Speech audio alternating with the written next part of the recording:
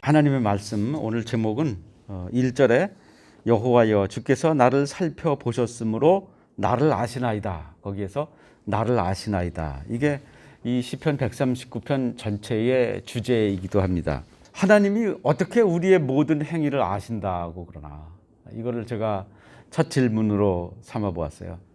이 1절에서부터 계속해서 적어도 4절까지 보면은 다 아신다는 거예요. 그리고 6절에서부터도 보면은 어디를 간다고 해서 내가 하나님 앞에서 피할 수 있겠습니까? 이렇게 하나님의 성품, 하나님의 속성에 대하여 이야기하고 있습니다. 그런데 하나님이 우리를 모든 행위를 아신다. 마태복음 10장 29절 참고구절 밑에서 두 번째도 보면은 30절에 보면 너희는 머리털까지 다 세신 바 되었나니, 예수님께서 그렇게 말씀하시는데, 이것이 단지 어떤 수사적 표현으로, 어떤 그 문학적 표현으로만 그렇게 말씀하시는 것이 아니라, 실제로 하나님께서는 우리의 머리털뿐만 아니라 머리털 속에 뭐 나노 공정이라고 해서 그것을 또 몇천 분의 일, 몇만 분의 일까지도 그 속을 들여다보는 게 요즘 사람들의 기술인데, 하나님이 단지 머리털까지만 세시겠어요? 머리털이 어떻게 구성되었고 설계되었는지 다 하나님의 손에서 나온 것인데, 단적인 예로 이 세상의 기록을 좀 살펴보면요, 얼마나 사람의 기록이 내용이 많아지느냐면은 유튜브 동영상 업로드 속도를 제가 봤는데요, 2018년에 매 분에 400시간 분량의 동영상이 올라왔대요. 그런데 2019년에는 그게 400분이 아니라 매분 500시간 분량의 동영상이 유튜브에 올라왔답니다. 그럼 한번 상상해 보세요. 코로나 시대가 되면서 모든 교회가 온라인 예배하고 개인 방송이 급속도로 늘어난 것이 1년 사이에 내가 봐도 적어도 2배 이상은 올라갔을 거예요. 19년에 1분에 500시간 분량이 올라왔고, 이것이 1시간으로 치면 3만 시간이고 하루로 치면 72만 시간이에요. 그러니까 평생 유튜브만 봐도 그 주변도 다 알지도 못하고 가는 만큼의 데이터가 올라와요. 그러니 인간의 기술도 그렇게 엄청난 지식을 축적하고 있는데, 하나님이 보시는 것은 얼마나 소상하게 보시겠어요. 지난 주간에 제가 우주의 광활함에 대하여 말씀을 드렸는데, 오늘도 그 내용을 목장교재 맨 밑에다가 좀 적어봤어요. 보이저 1호가 1977년 9월 5일 날 발사돼 가지고 2012년 8월 1일 태양계를 벗어나서 이제 인터스텔라에 진입을 했다. 이것이 2012년의 큰 뉴스였어요. 오늘까지 그 시간이 분초까지 카운트하는 홈페이지가 있더라고요. 보니까 오늘로 44년 4월 11일째 우주를 향하여 날아가면서 수집 활동을 하고 지구에 사진을 보내고 있어요. 지난주에 말씀드렸던 것처럼 그게 광속으로 치면은 하루 분량도 안 된다 이거예요. 하루 분량도. 이게 어마어마하게 넓은 하나님의 창조의 솜씨가 아니겠습니까? 이뿐이겠습니까? 통신사들도 그렇고 백화점 마케팅하는, 장사하는 모든 기업마다 소비자 행동을 조사하고 있습니다. 그래서 그 소비자에게 어떤 물건을 제시하면 구매로 일어날 수 있을까, 이거에 대해서 연구하는데, 그래서 뭐 합법, 불법의 모든 영역을 넘나들면서 개인정보를 수집한다고들 그렇게 뉴스에 자주 나오잖아요. 그게 법에 어긋나느니 안 어긋나느니 뭐 그런 뉴스들을 접하고 있습니다. 이런 세상 속에서 하나님이 그 모든 우주를 지으시고 인간의 모든 조건을 만드신 하나님이 그 모든 것을 알지 못하시겠느냐 이거예요. 그래 오늘 본론에 하나님의 비공유적 속성이다 이렇게 적어보았습니다. 비공유적이라고 하는 것은 공유, 누구랑 공유하느냐, 사람과 공유하느냐, 사람과 공유하지 않느냐 이걸 말하는 거예요. 그러니까 공유적 속성이다 그러면은 사람도 그런데 하나님도 그런 거 있잖아요. 하나님이 정의를 좋아하신다. 그런데 보니까 정상적인 사람들은 정의를 좋아하잖아요. 하나님이 사랑이시다. 그런데 정상적인 사람들은 서로 사랑하면서 살잖아요.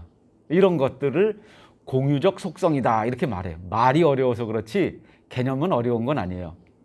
그런데 사람에게는 도무지 찾아볼 수 없는 그런 하나님의 성품, 하나님의 능력이 오늘 대표적으로 세 가지 혹은 네 가지가 등장하고 있는데, 첫 번째는 다 아신다 이거예요. 전지하시다 그러면은 다 안다는 말이죠. 하나님은 다 아시는 분이에요. 7절에서부터 12절까지 두 번째에 보면은 하나님은 어디에나 계신 분이다. 편재하시다 이렇게 말해요. 무소부재하다 이렇게 말하기도 하지요. 세 번째는 하나님은 전능하시다. 모든 것을 할 수 있는 분이다. 이제 끝으로 결론이기도 하지만 19절에서부터 24절까지는 이제 거룩하신 하나님, 이렇게 하나님의 속성을 비공유적 속성이다 이렇게 말하고 있어요. 세 가지라고 말할 수도 있고 거룩하심까지 해서 네 가지라고 말할 수도 있어요. 이것이 사람에게서 찾아볼 수 있어요? 어떤 뭐 공부를 많이 한 분들을 박사라고 그러는데, 박사님들은 그 자기가 전공한 그 분야에서도 특히 그 분야, 이것을 깊이 연구한 사람들이죠. 그 사람들에게 다른 분야를 물어보면 우리하고 다를 바가 아무것도 없어요. 특정적으로 그 분야에 대해서 깊이 있게 아는 분들이죠. 인간은 전지하지 않습니다. 다 알지 못해요. 두 번째로, 사람은 여기에 있으면 저쪽에서 일어나는 일에 대하여 알 수 없고, 심지어 내 자식이라 할지라도 저 나라에서 겪고 있는 일에 대해서 내가 손쓸 방법이 없는 거예요. 편재하지 못하지요. 하나님은 전능하시지만 우리는 능력이 매우 제한되어 있고 그것이 점점 줄어들고 있지 않습니까? 그래서 첫 번째, 나를 아시는 하나님이다. 근데 여기에 그 한글 번역에 좀 문제가 있는 것이 시편 139편뿐만 아니라 시편 전체에서 하나님을 감히 2인칭으로 부르지 못하는 번역 자체를 2인칭 주어를 매끄럽게 사용하지 못하고 있어요. 이게 시편 139편에서 특별히 그렇습니다.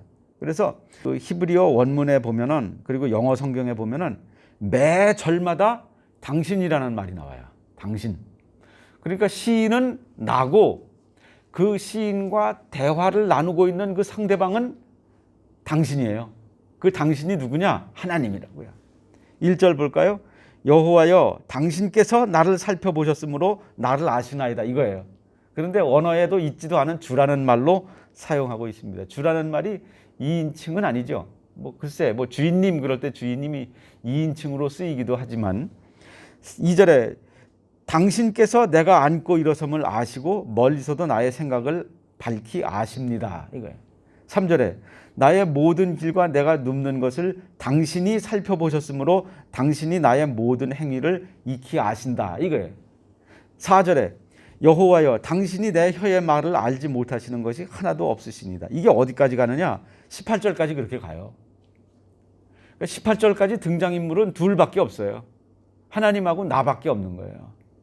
그러니까 이 시편 139편의 그 깊은 맛은 어디에 있느냐면은, 이것은 그 위대하신 하나님이, 그 전능하신 하나님이, 어디에나 계신 하나님이, 모든 것을 아시는 하나님이 나의 하나님이라는 것을 말한다는 것이 이 시편 139편의 매력입니다.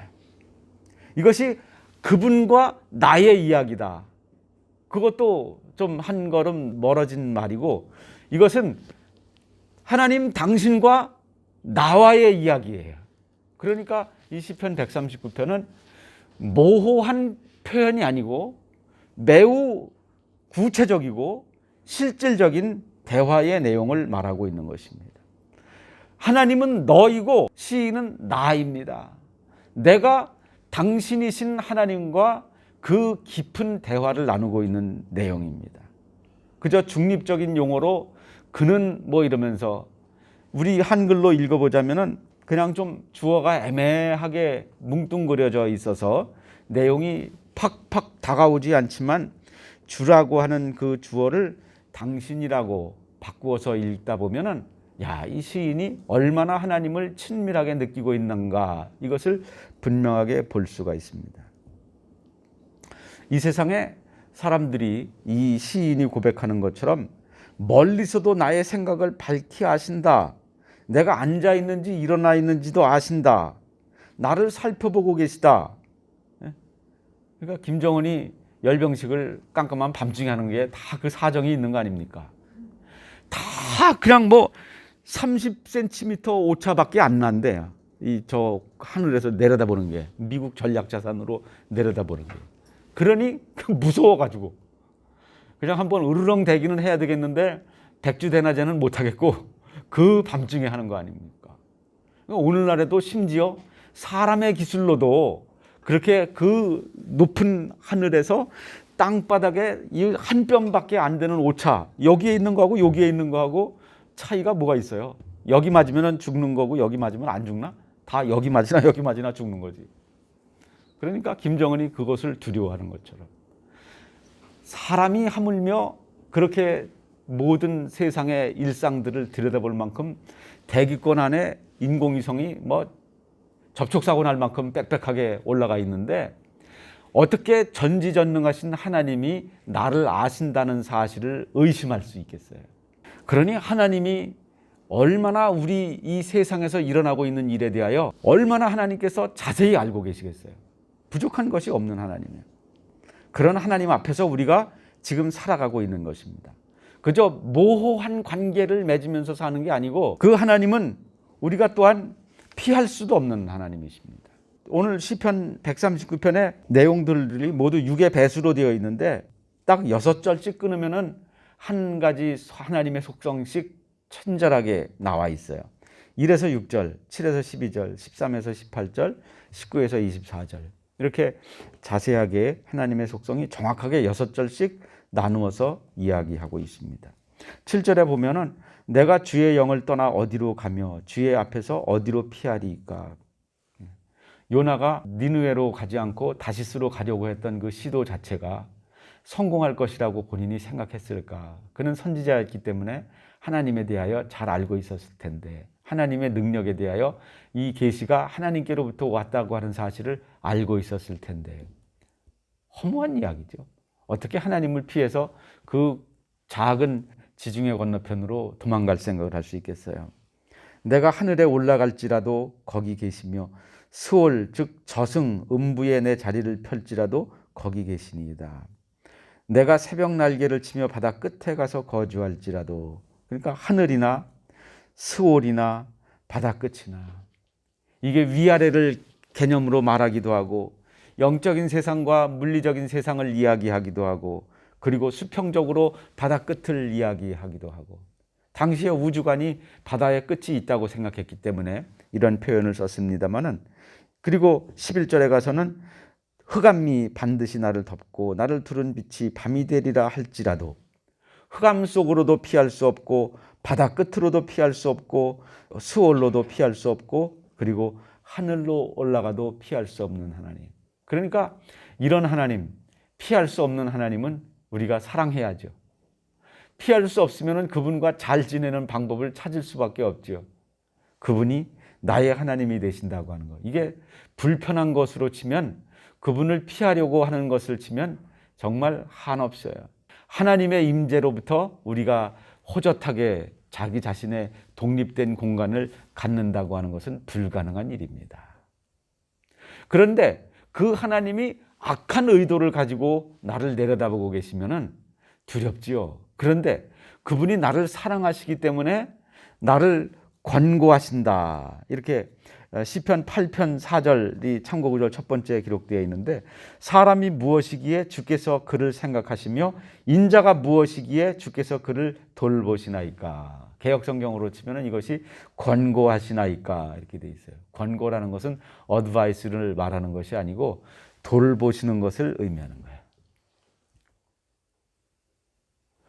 그 하나님이 그 미세한 존재에 불과한 나 개인을 있는 존재 그대로 소중하게 여겨주신다. 그러니까 사람이 참 무엇과의 관계에서 자기 자신의 정체를 정립하느냐, 이게 매우 중요합니다. 말이 좀 어색하고 어려운 말 일부러 현학적으로 말한 것 같긴 한데, 내가 무엇과의 관계 속에서 내 자신의 존재를 인식하느냐, 이것이 매우 중요합니다. 그냥 그 인질 사고가 일어나면은요, 제일 먼저 경찰이 누구를 수배해 오는지 아세요? 어머니를 데려와. 그냥 노인네 걷지도 못하는 거는 마이크를 대가지고 평생 마이크 안 잡아보셨을 만한 그 노파에게 마이크를 대고, 얘 다 이제 아무 문제 없댄다, 그냥 나와라, 이렇게 말하게 한다고요. 그러니까 누구와의 관계에서 자기의 존재를 정립하느냐, 이게 매우 중요해요. 정말 이 세상과의 관계, 그 원한 맺힌 어떤 사람과의 관계, 돈과의 관계, 자기의 별 볼 일 없는 지금 현실의 문제와의 관계로 볼 때 그렇게 사고 칠 수밖에 없었던 사람이었어. 그런데 어머니를 데려오니까 거기서 에이씨 그러면서 칼 내려놓고 나오는 거예요. 내가 저분 앞에서는 어떻게 할 수 없는 거예요. 그분 앞에서는. 여러분, 누구와의 관계에서 자기의 존재를 정립하고 계십니까? 사랑하는 사람과의 관계에서, 정말 이 세상에 사랑하는 사람이 다 돌아가시고 없는 그런 사람들도 있지요. 그럴 때라도 나를 끝까지 책임져 주시고 사랑하시고 알고 계시고, 나를 귀찮게 하려고 아는 게 아니고, 나에게 물건 팔아먹으려고 나에게 관심을 가지는 게 아니고, 정말 나를 지으셨고 사랑하셨고 구원하셨기 때문에 나에게 관심을 가지고 계시고 지금도 눈동자와 같이 지켜보고 계시는 그분 앞에서 내가 그분을 실망시켜드리고 싶지는 않다, 이거야. 그런 자기의 정체성을 가지시기를 바랍니다. 그런 사람들이 서로 또 되어주셔야죠. 하나님의 마음으로 100만 분의 1이라도 상대방을 돌아볼 수 있는, 권고할 수 있는 그런 사람들이 서로 되어주어야죠. 그럴 때 정말 그 하나님의 비공유적 속성 중에 어디에나 계신 하나님을 내가 혜택을 누리며 살아갈 수가 있는 것입니다. 요즘 TV에서 다른 사람들은 모르겠는데 내 눈에도 띄는 걸 보면 다른 사람들 눈에도 띄었을 게 분명해. 트로트 열풍이죠. 누르기만 하면은 여기저기 누가 입상을 했느니, 노래를 뭘 잘 불렀느니 이런 게 나와요. 공감이 되시는 분들이 좀 계실 텐데, 뭐가 원인이고 무엇이 결과인지 참 선후를 가리기가 어렵습니다만은 젊은 사람들이 하니까 인기가 되대요. 맥주가 왜 잘 팔리냐 하면은 맥주 광고를 처음에 박지성, 요즘 무슨 공유 이런 사람들이, 젊은 사람들이 맥주를 마시니까 맥주가 그렇게 잘 팔린다는 거예요.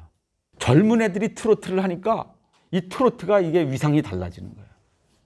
심지어 외국 사람들도 와가지고 하대요. 그러니까 요즘 우리 청소년들이 주목하고 있는 것이 무엇이냐? 판타지예요. 현실이 아니고 환상을 주목하고 있어요. 그런 모든 프로그램들을 보면, 오디션 프로그램들을 보면은요, 그 가사에 몰입을 하고 그 가사를 연기를 하고 그 가사에 눈물을 흘리고 막 그래. 그런 걸 보면 리얼리티가 따로 없어요. 판타지가 분명한데 이 판타지를 보고 리얼리티의 반응을 나타내. 그러니까 요즘은 리얼리티는 없고 판타지만 존재하고 있어요. 그게 문제입니다. 그런데 우리가 판타지 속에 들어가서 살 수는 없는 거잖아요. 우리가 피트팬처럼, 요정처럼 날아다니면서 좋은 일만 경험하면서 살 수는 없는 거잖아요. 현실은 냉혹한 거잖아요. 그런데 요즘 우리 자녀들이 무엇에 집중하고 있느냐?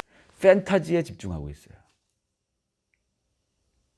그러니까 리얼리티인 하나님의 사랑은 판타지처럼 여기고, 허상인 연예인들의 그 웃고 떠들고 연기하는 것이 진실인 것처럼, 그렇게 나도 노래를 잘할 거라고 착각하고 그렇게 나도 만인의 선망의 대상이 되어야 되겠다고 생각을 해요. 그러니까 현실과 그 환상과의 차이가 너무 크니까 자기 현실을 자꾸 비관하게 되는 거죠. 그러니까 누구와의 관계에서, 무엇과의 관계에서 나의 위치를 설정하느냐. 현실의 세계 속에서 내가 정말 사랑하는 하나님, 그리고 나를 그렇게 잘 아시고 사랑하시는 하나님과의 관계 속에서 하나님이 그 독생자를 보내어 죽이기까지 사랑하신 나, 이렇게 여겨야 되는데, 이 판타지의 주인공인 그 가수들의 발뒤꿈치도 못 따라가는 나도 저렇게 생겼으면 얼마나 좋았을까. 그러니까 점차 자기의 초라함을 발견할 뿐입니다. 자기의 초라함을 발견할 뿐이에요. 그런데 하나님과의 관계에서 이 시인처럼 당신과 나의 이야기로서 하나님을 발견하게 되면은 하나님이 소유하신 모든 것이 내 것이고, 하나님의 그 관심의 대상이 나이고, 그리고 내 주변에 있는 사람들이고, 그렇게 하나님의 관심의 대상인 사람들과 함께 살아가니 나는 또 얼마나 행복한 사람들과 함께 있는 것인가. 이렇게 정말 무엇이 리얼리티고 무엇이 판타지인지 이게 뒤바뀌어 버리니까 사람이 불행해지기도 하고, 이게 바로잡히니까 행복해지기도 하는 거예요. 그러니까 시편 기자의 삶의 현장이 무엇인지 아십니까? 시편 기자의 삶의 현장은 19절서부터 24절이에요. 이런 삶의 현장이기 때문에 하나님이 당신이고 내가 하나님 당신 앞에서 나를 잘 아시는 하나님, 사람들은 나를 지금 죽이려고 덤벼들고 나를 오해하고 나를 모함하고 있지만, 그러나 하나님은 내 심장까지도 다 뚫어보시고 나의 말 한마디 행동의 동기가 무엇인지까지도 알고 계시다. 그러니까 그 하나님 앞에 자신의 삶의 그 정체성을 다시 한번 정리해보고 있는 거예요. 그러니까 삶이 정말 힘들 때 우리가 해야 할 일이 무엇이냐면은, 내가 도무지 어떤 존재인가, 내가 과연 이런 작은 일에 절망해도 되는 사람인가, 이거예요. 19절에 가서야 이제 당신과 내가 아닌 3인칭의 주어가 등장하기 시작합니다. 하나님이여, 주께서는 당신이라 그랬죠. 하나님이여, 당신께서 반드시 악인을 죽일 것입니다. 이제서야 악인이 등장했죠. 개념적이긴 하지만, 피 흘리기를 즐기는 자들아 나를 떠날지어다. 대적에 대하여 용맹스러운 태도를 취하고 있죠. 그들이 당신을 대하여 악하게 말하며 당신의 원수들이 당신의 이름으로 헛되이 맹세하고 있습니다. 하나님의 이름, 예수님의 이름이 영어에서는 욕으로 쓰이잖아요. 21절에 여호와여, 내가 당신을 미워하는 자들을 미워하지 아니하며 주를 치러 일어나는 자들을 미워하지 않습니까? 당신을 치러 일어나는 자들을 미워하지 않습니까? 이런 거를 국문학에서 뭐라 그래? 국어에서 문법적으로. 내가 하나님의 원수들을 미워한다는 거예요? 미워하지 않는다는 거예요? 미워한다는 거지. 근데 이렇게 묻는 것은 반어법이라고 그러죠. 내가 그들을 심히 미워한다고. 그러니까 21절과 22절은 같은 말이죠. 그들을 내가 미워하지 아니하니까 하나이까 내가 그들을 심히 미워하니 그들은 나의 원수들이기 때문입니다. 이렇게. 이게 이 시인의 삶의 현실이에요, 지금. 이런 삶의 현실이기 때문에 그 거룩하신 하나님, 전지하신 하나님, 어디에나 계신 하나님, 전능하신 하나님, 당신이 나의 하나님, 나의 이 억울한 형편을 다 알고 계시는 하나님, 당신이 나의 하나님인 것이 너무 좋습니다. 그러니까 나는 이 고통스러운 현장에서도 그저 넘어질 것이 아니라, 절망할 것이 아니라 다시 하나님 붙들고 일어나는 노래예요. 23절에 하나님이여, 나를 살피사 내 마음을 아시며 나를 시험하사 내 뜻을 아옵소서. 그래서 이제는 1절에서 여호와여, 당신께서 나를 살펴보셨으므로 나를 아시나이다. 안다는 동사를 가지고 이 시를 시작을 했고, 이 시의 마지막에 가서도 하나님이여, 나를 살피사 내 마음을 아시며 나를 시험하사 내 뜻을 아옵소서. 이것을 하나님께, 또 알고 계신 하나님께 또 알아달라고 기도하고 있는 것입니다. 이미 잘 알고 계신 하나님이시지만 그분께 나를 좀 더 잘 알아주십시오. 나의 이 삶의 고난의 형편에서 내가 넘어지지 않도록 나를 붙들어 주십시오. 나의 뜻을 아옵소서. 내게 무슨 악한 행위가 있나 보시고 나를 영원한 길로 인도하십시오. 세상에서 고난당할 때 제일 두려운 것은 원수가 아니고 행여나 내 안에 어떤 악이 있어서 저러는 건 아닌가? 이게 두려운 거죠. 같이 막 옥다구니를 하고 싸우고 내 자신을 보호하고 방어하고 하는데 혹시 내가 가해자는 아닌가? 이게 두려운 거 아니에요. 그런데 아무리 생각해도 내가 잘못한 게 생각이 안 나. 그러면 뭐 하나님한테 가는 수밖에 없는 거지. 그래서 내 형편을 알아주십시오. 나를 아옵소서. 내 뜻을 아옵소서. 나를 시험하사 내 뜻을 아옵소서. 내 동기가 순전한 것인지 불순한 것인지 하나님이 한번 테스트해 주십시오. 나는 잘못한 거 없는 것 같은데 왜 세상이 나를 이렇게 테스형, 왜 세상이 왜 이래? 하나님 앞에 테스형이 아니라 내 자신의 모습을 하나님 앞에 비추어 보는 것입니다. 요즘 유사 기독교 때문에 기독교가 심각한 홍역을 치르고 있습니다. 이단을 말하는 게 아니에요. 이단은 그냥 뭐 교리적으로 이미 딱 분류가 되어 있기 때문에 상식이 있는 사람들은 기독교인이 아니라도 무슨 교회 그러면은 아 이단이잖아 이렇게 딱 나와요. 근데 이제 기독교에 대한 상식이 부족한 사람들은 신천지 뭐 JMS 그렇게 말해도 거기도 교회잖아 이렇게 말하잖아요. 근데 상식이 있는 사람들은 이단인지 다 알아요. 제가 말하는 유사 기독교는 그걸 말하는 게 아니에요. 그 사람들은 이미 떼어놓은 거고 정통적인 교단인데 그 안에 유사 기독교가 너무 많다는 것을 이야기하는 거예요. 어떻게 그런 사람들이 그런 짓을 할 수가 있어요? 그 사람들이 믿은 게 가짜니까 그런 행동이 나온 거죠. 마태복음 7장 18절에 좋은 나무는 좋은 열매를 맺는다고 그랬는데 야고보서에서는 행위가 그 믿음의 진위를 분별해 준다고 그랬는데 그런 결과가 그것도 아주 지속적으로 아주 용의주도하게 그리고 결과가 드러났을 때는 오리발을 내미는 이런 일이 어떻게 해서 일어날 수 있느냐. 유사 기독교이기 때문에 그런 것입니다. 왜 그렇게 집회를 그래 했어 그래 아무튼 뭐 세계 선교가 그렇게 위급하다고 생각을 해서 그렇게 방역 지침을 어기고 그렇게 집회를 했어. 그래도 코로나가 전파되지 않을 거라고 자기네들은 기도를 했고 그렇게 믿었어. 그런데 불행하게도 거기에서 막 확진자들이 창궐에 나타나고 있어. 아 그러면은 그 상황에서는 주소라도 내놔야 될 거 아니야. 그 상황에서는 그게 왜 안 될까? 왜 세상에 폐해를 끼칠까? 왜 교회가 기독교가 세상에 근심거리가 되고 있을까? 저는 이것은 그들이 유사 기독교이기 때문이라고 생각합니다.